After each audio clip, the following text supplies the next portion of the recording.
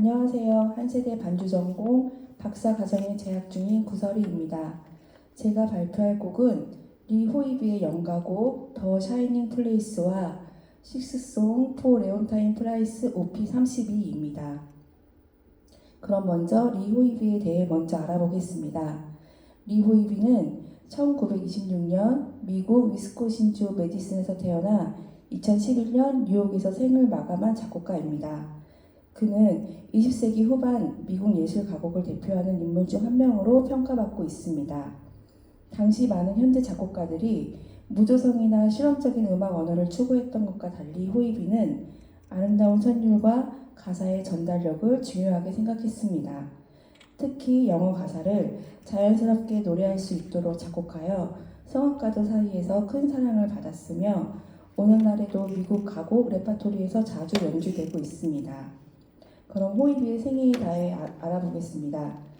호이비는 어린 시절부터 뛰어난 피아노 실력을 보였으며 피아니스트로서 음악 활동을 시작했습니다. 그는 뉴욕으로 가서 작곡가 잔 카를로 메노티에게 작곡을 배우게 됩니다. 메노티는 오페라에서 극적인 표현과 가사 전달을 중요하게 생각했던 작곡가인데 이러한 역량은 호이비의 작품에도 그대로 나타납니다. 호이비는 평생 동안 오페라, 가곡, 합창곡, 실내악 등을 작곡했으며 특히 성악 작품 분야에서 높은 평가를 받았습니다. 그는 음악은 청중과 소통해야 한다는 신념을 가지고 있었고 이러한 철학은 그의 작품 전반에 반영되어 있습니다. 호이비 음악의 특징으로는 20세기 중반을 슌베르크 이후 무조음악과 현대음악이 활발하게 발전하던 시기였습니다. 하지만 호이비는 전통적인 조성을 기반으로 한 서정적인 음악 언어를 유지했습니다. 그의 음악에서는 아름다운 선율선이 중심이 되며 복잡한 기법보다는 감정 전달을 우선시합니다. 또한 피아노 반주는 단순한 화성 반주가 아니라 시 속의 분위기와 이미지를 묘사하는 역할을 합니다. 호이비 가곡의 특징은 그는 시를 매우 중요하게 생각했습니다. 그는 먼저 시를 충분히 읽고 의미를 이해한 뒤 시의 자연스러운 억양과 리듬을 음악 속에 녹여냈습니다. 그래서 그의 가곡은 노래를 부른다기보다 시를 낭송하는 것처럼 자연스럽게 들리는 경우가 많습니다. 또한 피아노는 단순히 성악을 받쳐주는 역할이 아니라 시의 배경과 정서를 묘사합니다. 예를 들어 바람, 물결, 낙엽, 빛과 같은 자연 이미지를 피아노 음영으로 표현하며 성악가와 피아노와 함께 하나의 이야기를 만들어갑니다. 에밀리 디킨스는 미국 문학을 대표하는 시인으로 약 1800편에 가까운 시를 남겼습니다. 그녀의 시는 짧고 간결하지만 삶과 죽음, 자연, 영혼, 영원성에 대해 깊은 철학적 질문을 담고 있습니다. 호이비는 이러한 디킨스의 시에서 강한 음악성을 발견했습니다. 호이비는 가사의 의미 전달, 시의 리듬을 음악적으로 반영하고 시를 음악적으로 해석하려고 했기 때문에 그런 특징들이 디킨스의 작품과 연결고리가 되었습니다. 특히 디킨스의 시는 불필요한 수식 없이 핵심적인 이미지를 제시하기 때문에 호이비가 음악을 통해 다양한 감정을 표현할 수 있었습니다. 호이비는 디킨스의 시를 단순히 설명하지 않고 시 속에 담긴 정서와 상징을 음악적으로 확장시키는 방식으로 작곡했습니다. 호이비의 주요 작품으로는 호이비는 100곡이 넘는 성악 작품을 남겼으며 그는 상당수가 미국 예술 가곡 레파토리로 자리를 잡았습니다. 성악곡으로는 오늘 소개할 더 샤이닝 플레이스와 송 포 레온타인 프라이스 OP32가 있습니다. 가곡 외에도 그는 썸머 앤 스모크, 더 템페스트, 나탈리아 페트로브라, Something New for the Jew, This is the Real Speaking, 스카프와 같은 오페라를 작곡하며 미국 현대 오페라 발전에도 기여를 했습니다. 호이비는 현재 음악계에서도 예술가고 작곡가로서 큰 업적을 인정받고 있습니다. 이제부터 살펴볼 더 샤이닝 플레이스는 호이비가 에밀리 디킨스의 시를 어떻게 음악으로 해석했는지를 잘 보여주는 작품입니다. 작품 속에서 그는 디킨스 특유의 섬세한 이미지와 철학적 의미를 아름다운 선율과 피아노 음향으로 표현하고 있습니다. 그럼 작품 설명에 앞서 디킨스에 대해 먼저 알아보겠습니다. 에밀리 디킨스는 1830년 미국 매사추세츠주 에머스트에서 태어났습니다.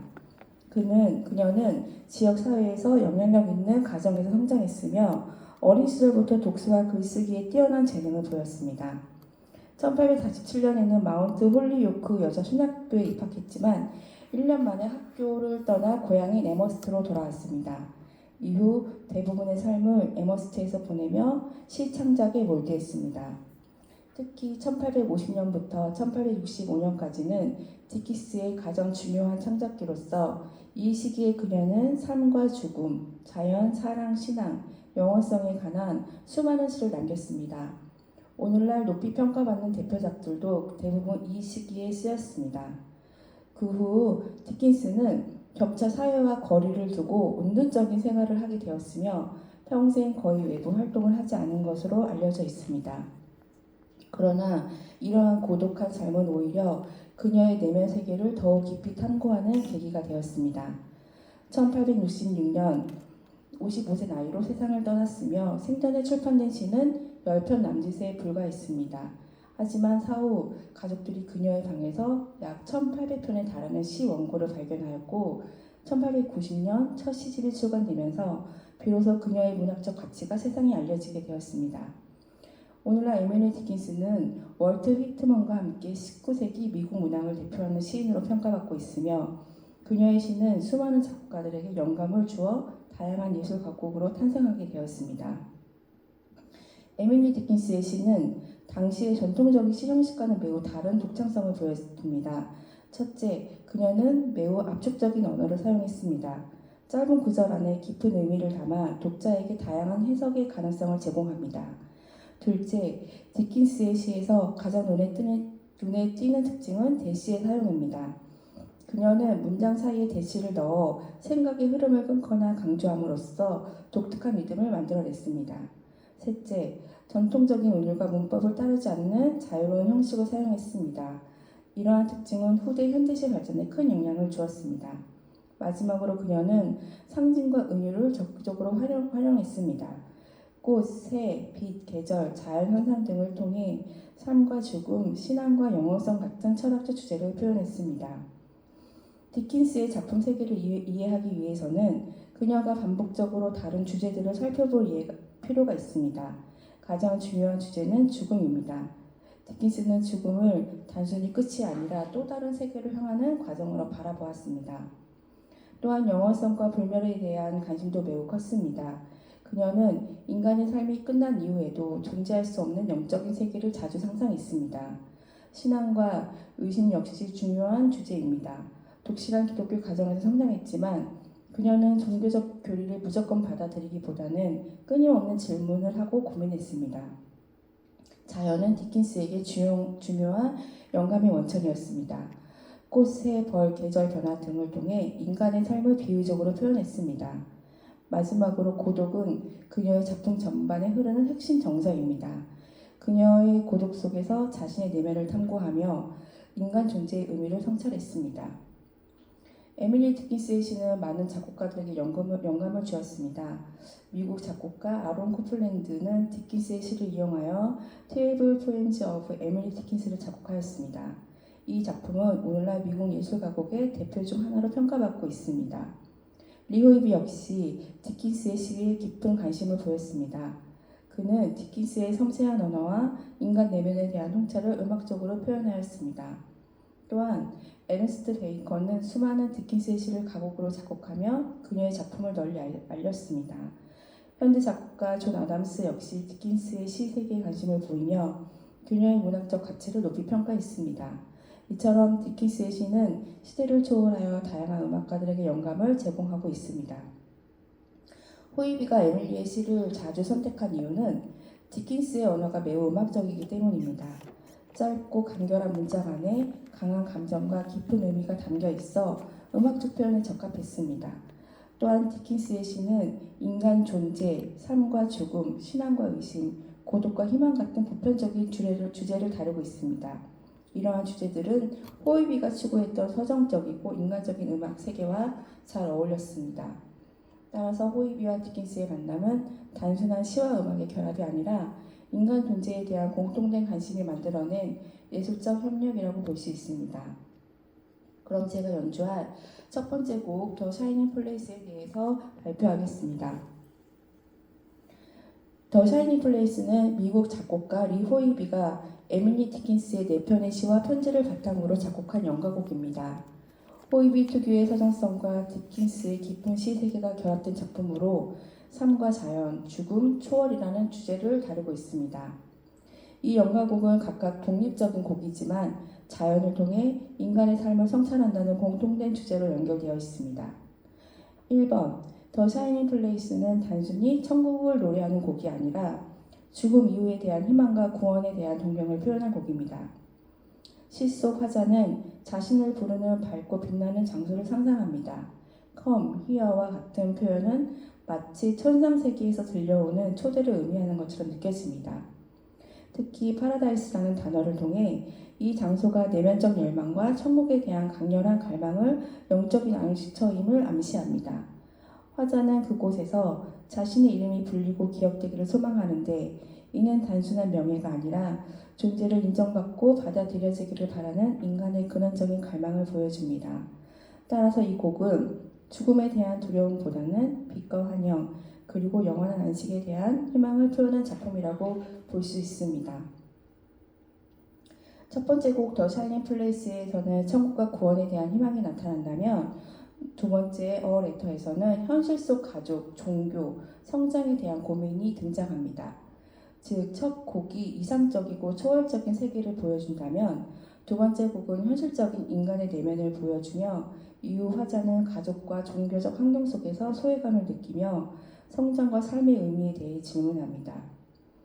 Could you and me tell me how to grow라는 마지막 구절은 인간의 근원적인 갈등과 배움에 대한 갈망을 드러냅니다. 전주는 조용하고 섬세하게 시작하며 마치 편지를 쓰기 위해 펜을 들기 전에 망설임과 기대를 표현하는 듯합니다. 피아노는 화자의 내면을 먼저 들려주는 역할을 합니다. 성악旋律이 등장하기 전부터 피아노는 편지를 읽거나 써내려가는 듯한 자연스러운 말의 흐름을 만들어주며 텍스트 중심의 호이비 작곡 기법을 보여줍니다. 세 번째 곡에서는 한 소년의 죽음을 통해 인간이 결코 알 수 없는 죽음의 모습을 이야기합니다. 물에 잠긴 소년의 마지막 순간은 누구도 알 수 없고 남겨진 모자와 애토만이 그의 존재를 기억하게 합니다. 삶에 대한 질문은 이제 죽음의 문제로 확장됩니다. 전주는 느린 템포와 무거운 화성 진행을 통해 마치 장송곡을 연상시키는 분위기를 만들어냅니다. 네 번째 곡 와일드 나잇은 에밀리 디킨스의 가장 유명한 시 가운데 하나입니다. 이 시에서 밤은 단순한 밤이 아니라 인생의 고난과 불안 그리고 격정적인 감정을 상징합니다. 화자는 사랑하는 사람과 함께 할 수 있다면 어떠한 어려움도 두렵지 않다고 바라며 사랑 속에서 평화와 안식을 찾고자 합니다. 시에는 바다, 항구, 나침판, 지도와 같은 항해의 이미지가 등장합니다. 항구의 정박한 마음은 방황을 끝내고 안식을 찾은 상태를 의미하며 Done with the compass, done with the chart는 더 이상 길을 찾기 위한 도구가 필요 없을 만큼 목적지에 도달했음을 상징합니다. 결국 화자는 찾고 있는 목적지는 사랑하는 사람이며 그 사랑 안에서 진정한 평화를 발견합니다. 호이비는 이 시의 열정적인 감정을 표현하기 위해 이전 곡들보다 훨씬 풍부하고 흐르는 듯한 선율을 사용합니다. 성악 선율은 큰 호흡으로 진행되며 피아노는 끊임없이 움직이는 반주를 통해 파도와 항해의 이미지를 그려냅니다. 특히 마지막 In D에서는 모든 긴장과 갈망이 한 지점으로 모이며 강한 정서적 절정을 만들어냅니다. 디킨스는 항해 이미지를 통해 사랑을 인생의 목적지로 표현했고 호이비는 풍부한 선율과 역동적인 피아노 반주로 이러한 열정과 갈망을 음악적으로 구현했습니다. 5번 The Came a Wind Like a Bugle은 앞의 곡들과 분위기가 크게 달라지는 작품입니다. 이 곡은 사랑이나 개인적 고뇌보다 자연의 거대한 힘과 인간 존재의 연약함을 다루고 있습니다. 이 곡은 디킨슨이 자연의 압도적인 힘을 묘사한 시입니다. 시의 시작에서 바람은 나팔처럼 등장합니다. 이는 단순한 자연 현상이 아니라 마치 전쟁의 시작을 알리는 신호처럼 느껴집니다. 바람은 풀밭을 흔들고 나무와 강, 집들까지 흔들며 자연의 압도적인 에너지를 보여줍니다. 디킨슨은 폭풍우의 모습을 통해 인간이 통제할 수 없는 자연의 힘을 표현합니다. 창문과 문을 닫아보지만 결국 자연의 거대한 힘 앞에서 인간은 매우 작은 존재임을 깨닫게 됩니다. 그러나 마지막에는 그럼에도 세상은 여전히 존재한다고 말하며 모든 혼란과 파괴 속에서도 세계는 계속 유지된다는 사실을 보여줍니다. 피아노는 강한 리듬과 빠른 음향을 통해 폭풍우의 움직임을 묘사하며 성악선율 역시 넓은 도약과 강한 악센트로 자연의 거대한 에너지를 표현합니다. 특히 곡이 진행될수록 긴장감이 고조되다가 마지막 부분에서는 거의 거대한 자연 앞에선 인간의 경외함을 음악적으로 드러냅니다. 호이비의 음악이 널리 알려지는 데에는 한 명의 중요한 성악가가 있습니다. 바로 20세기 미국을 대표하는 소프라노 레온타인 프라이스입니다. 프라이스는 호이비의 음악을 누구보다 깊이 이해하고 사랑했던 연주자였으며 호이비 역시 그녀의 목소리에서 자신의 음악이 가장 이상적으로 구현된다고 생각했습니다. 이러한 예술적 신뢰를 바탕으로 탄생한 작품이 오늘 두 번째로 살펴볼 Songs for Leontine Price OP 32입니다. 에밀리 디킨스의 시가 호이비에게 문학적 영감을 제공했다면 레온타인 플라이스는 호이비에게 음악적 영감을 제공한 인물이라고 할 수 있습니다. 호이비는 디킨스의 시를 통해 자신의 예술 세계를 표현했을 뿐 아니라 표현을 했고 레온타인 플라이스라는 이상적인 해석자를 통해 그 음악을 완성하고자 하였습니다. 따라서 이 작품집은 단순한 가곡집이 아니라 두 예술가의 오랜 신뢰와 우정을 보여주는 결과물이라고 할 수 있습니다. 호이비와 프라이스의 관계는 단순한 작곡가와 가수의 관계를 넘어선 예술적 동반자 관계였습니다. 호이비는 프라이스의 목소리를 매우 사랑했고 자신의 음악을 가장 이상적으로 표현할 수 있는 성악가라고 생각했습니다. 그래서 그녀를 위해 여러 가곡을 작곡하게 됩니다. 호이비가 프라이스를 위해 곡을 쓴 가장 큰 이유는 그녀의 목소리가 자신의 음악적 이상과 완벽하게 맞아 떨어졌기 때문입니다. 프라이스의 풍부한 음색과 긴 레가토 그리고 뛰어난 시적 표현력은 호이비가 추구하던 서정적인 음악 세계를 가장 잘 실현할 수 있었습니다. 식스 송 포 레온타인 플라이스 오프 32는 특정 한 해에 작곡된 것이 아니라 1950년에서 1983년에 걸쳐 완성된 곡으로 이 곡은 6곡으로 된 송세트이며 두 곡은 존 펜들의 시로 나머지 곡들은 월리스 스티븐스, 라이너 마리아 릴케, 윌프레드 오원, 시오도 레스키의 작품입니다. 이제부터 Songs for Leontine Price OP 32에 수록된 작품들을 하나씩 살펴보겠습니다. 각 곡은 서로 다른 시와 주제를 가지고 있지만 호이비 특유의 서정성과 텍스트 표현 능력을 공통적으로 보여주고 있습니다. 먼저 첫 번째 곡을 통해 호이비의 시가 어떻게 음악적으로 표현했는지 살펴보겠습니다. 첫 번째 곡 더 도우는 눈 덮인 숲속을 지나가는 암사슴의 모습을 그린 시입니다. 사슴을 매우 섬세하고 아름다운 존재를 표현하며 마치 한 폭의 그림을 보는 듯한 자연의 풍경을 만들어냅니다. 식속 사슴은 천천히 다가왔다가 다시 사라집니다. 화자는 그 모습을 바라볼 수밖에 없습니다. 따라서 이 사슴은 단순한 동물이 아니라 자연 속에서 순간적으로 마주치는 아름다움 혹은 인간이 소유할 수 없는 자유로운 존재를 상징한다고 볼 수 있습니다. 사슴의 움직임을 통해 아름다운 순간이 얼마나 짧고 더뎠는지를 보여줍니다. 호이비는 이 시의 고요하고 서정적인 분위기를 음악으로 표현합니다. 성악선율은 큰 극적 변화 없이 부드럽게 흐르며 피아노는 눈 덮인 숲과 사슴의 조심스러운 발걸음을 섬세하게 묘사합니다. 특히 반복되는 선율과 부드러운 화성은 사슴이 멀어지며 시야에서 사라지는 모습을 떠올리게 합니다. 두 번째 곡. 이 곡은 저녁이라는 하루의 끝자락을 배경으로 인간 내면의 목소리와 성찰을 표현합니다. 스티븐스는 현실과 상상력의 관계를 중요하게 생각했던 시인으로 이 작품에서도 단순한 풍경 모사를 넘어 인간 존재에 대한 깊은 사색을 보여줍니다.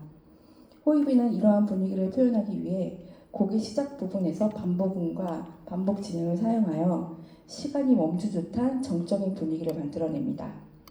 또한 곡이 진행되면서 피아노와 성악이 점차 확장되며 내면의 목소리가 깨어나는 과정을 음악적으로 표현합니다. 윈터송은 계절의 변화 속에서 사라짐과 다시 찾아오는 아름다움을 노래합니다. 겨울은 일시적으로 죽음이나 소멸의 상징으로 사용되지만 이 시에서 겨울은 끝이 아니라 새로운 시작을 준비하는 시간으로 그려집니다. 시의 첫 부분에서는 갈색과 황금빛으로 표현되는 가을의 색채가 사라집니다. 특히 썬 브라운과 썸머 골드는 단순한 색채가 아니라 여름의 생명력과 젊음, 그리고 가장 아름답고 활기찬 시절을 상징합니다. 시간은 흐르면서 아름다움은 사라지고 겨울은 찾아오지만 시인은 그것을 비극으로 바라보지 않았습니다. 호이비는 썬 브라운과 썸머 골드라는 가사에 특별한 음악적 강조를 주었습니다. 이 부분에서 성악 선율은 곡의 높은 음역으로 상승하며 마치 여름 햇살이 가장 강렬하게 빛나는 순간을 표현합니다. 특히 최고음에 배치하여 시인이 기억하는 가장 눈부신 아름다움을 음악적으로 부각시킵니다. 또한 유사한 선율을 사용함으로써 두 단어가 하나의 이미지처럼 연결되도록 만들었습니다. 하지만 시는 여기서 끝나지 않습니다. 사라졌던 색채와 아름다움은 언젠가 다시 영적인 빛으로 되돌아올 것이라고 말합니다. 따라서 윈터송은 단순한 겨울 풍경이 아니라 시간의 흐름 속에서도 완전히 사라지지 않는 아름다움과 희망을 노래하는 작품이라고 할 수 있습니다. 그 다음 이 곡은 빠르게 움직이는 스케일, 반짝이는 트레몰로는 마치 마술 지팡이가 허공을 가르며 움직이는 모습을 연상시킵니다. 호이비는 이 전주를 통해 청중을 현실 세계에서 환상적인 자연의 세계로 이끌고 있습니다. 특히 조성이 끊임없이 변화하면서 안정된 중심을 찾지 못하는데 이는 마법이 펼쳐지는 듯한 신비로운 분위기를 만들어냅니다. 이 곡에서 피아노는 단순한 반주가 아니라 시의 주인공이 바람을 직접 표현합니다. 빠른 음영은 바람의 움직임을, 반짝이는 화성은 은빛으로 변하는 나무와 햇빛을 묘사합니다. 성악 선율은 비교적 단순하게 진행되지만 피아노는 계속 움직이며 시 속의 환상적인 장면을 그려냅니다. 시의 첫 문장인 This was a day the trees turned silver는 나무가 은빛으로 변하는 모습을 보여줍니다. 이는 실제 자연의 모습이라기보다 상상력에 의해 변화된 세계를 의미합니다. 따라서 이 곡은 자연이 있는 그대로 묘사한 것이 아니라 자연이 인간의 상상력을 통해 어떻게 새로운 의미를 갖게 되는지를 보여주는 작품이라고 할 수 있습니다. 마지막 곡은 이 곡에서는 주인공이 평범한 뱀이 아닙니다. 자신의 삶에 만족하지 못하고 갑자기 가수가 되겠다고 결심한 뱀입니다. 그는 뱀답게 살아가는 것이 싫었고 결국 노래를 부르기 시작합니다. 하지만 문제는 그 노래가 너무 이상하고 시끄럽다는 것입니다. 새들은 그 소리를 멈추게 하려고 드럼도 가져오고 튜바와 플루트도 가져오지만 아무 소용이 없습니다. 결국 뱀은 자신이 정말로 가수가 되고 싶다고 선언하며 더욱 큰 소리로 노래를 부르게 됩니다. 그리고 마지막에는 새들이 모두 도망가 버리며 곡이 끝납니다. 호이비는 이 곡에서 자신의 유머 감각을 마음껏 보여줍니다. 포르타멘토, 스타카토, 갑작스러운 리듬 변화와 가장된 음역을 사용하여 뱀의 우스꽝스러운 모습을 표현합니다. 특히 이런 부분은 실제로 뱀이 노래하는 장면처럼 들리도록 작곡이 되었습니다. 성악가는 단순히 노래하는 것이 아니라 마치 한 편의 연극을 하듯 인물을 연기해야 합니다. 호이비는 화성 구조보다 가사의 표현을 우선시하는 작곡가입니다. 이 곡에서도 선율이 반복적으로 아름답게 발전하기보다는 이야기의 흐름에 따라 끊임없이 변화합니다. 따라서 청중은 음악 자체보다 이야기가 어떻게 전개되는지 그리고 그 장면이 어떻게 묘사되는지에 집중하게 됩니다. 이 곡은 자신이 원하는 삶을 찾아 나서는 뱀의 모습은 어쩌면 사회적 역할이나 고정관념에서 벗어나고 싶어하는 인간의 모습을 풍자적으로 보여주는 것일 수도 있습니다. 호이비는 유머 속에서도 인간의 자유와 개성에 대한 메시지를 담고 있습니다. 지금까지 더 샤이닝 플레이스와 송 포 레온타인 플라이스 오피 31을 살펴보았습니다. 두 작품을 통해 확인할 수 있는 가장 중요한 특징은 리 호이비가 시와 음악의 관계를 매우 중요하게 생각한다는 작곡가라는 점입니다. 호이비는 시를 단순히 노래의 가사로 사용한 것이 아니라 시어 하나하나에 담긴 의미와 이미지를 음악적으로 재해석하고자 하였습니다. 특히 시인의 깊은 통찰과 철학적 메시지를 섬세하게 읽어내고 이를 선율과 화성, 리듬으로 표현하려는 노력이 작품 전반에 나타납니다. 반주 부분에서는 가사 그리기 기법이 두드러지게 나타납니다. 물결, 바람, 눈, 낙엽, 빛과 같은 시적 이미지를 피아노 음향으로 묘사함으로써 피아노는 단순한 반주를 넘어 시의 배경과 정서를 전달하는 또 하나의 화자의 역할을 수행합니다. 성악선율에서는 큰 도약과 불협화음과 음정, 폭러브 음역 사용을 통해 시가 담고 있는 감정의 긴장감과 극적인 표현을 강조하고 있습니다. 따라서 성악가는 단순히 아름답게 노래하는 것을 넘어 시의 의미를 이해하고 전달하는 해석자의 역할을 요구받게 됩니다. 호이비의 가곡은 현대의 작곡계였음에도 불구하고 아름답고 서정적인 선율을 유지하고 있으며 동시에 현대적인 화성과 섬세한 텍스트 표현을 결합하고 있다는 점에서 독자적인 음악 세계를 형성하고 있습니다. 더 샤이닝 플레이스는 에밀리 디킨스의 시를 통해 삶과 죽음, 믿음과 성장에 대한 철학적 질문을 다루었고 송 포 레온타인 플라이스에서는 자연과 인간의 존재의 시간과 기억 그리고 유머와 상상력에 이르기까지 다양한 인간 경험을 표현하였습니다. 결국 호이비의 예술 가곡은 시와 음악이 서로 보완하며 하나의 예술로 완성되는 작품이라고 할 수 있습니다. 그는 시인의 언어를 음악으로 확장시켰고 성악과 피아노를 통해 시 속에 담긴 정서와 의미를 더욱 깊이 전달하였습니다. 따라서 더 샤이닝 플레이스와 송 포 레온타인 플라이스는 리 호이비의 작곡 기법과 예술관을 잘 보여주는 작품이며 미국 예술 가곡이 지닌 문학성과 음악성을 동시에 확인할 수 있는 중요한 레파토리라고 할 수 있습니다. 그럼 이제 두 작품을 연주하도록 하겠습니다.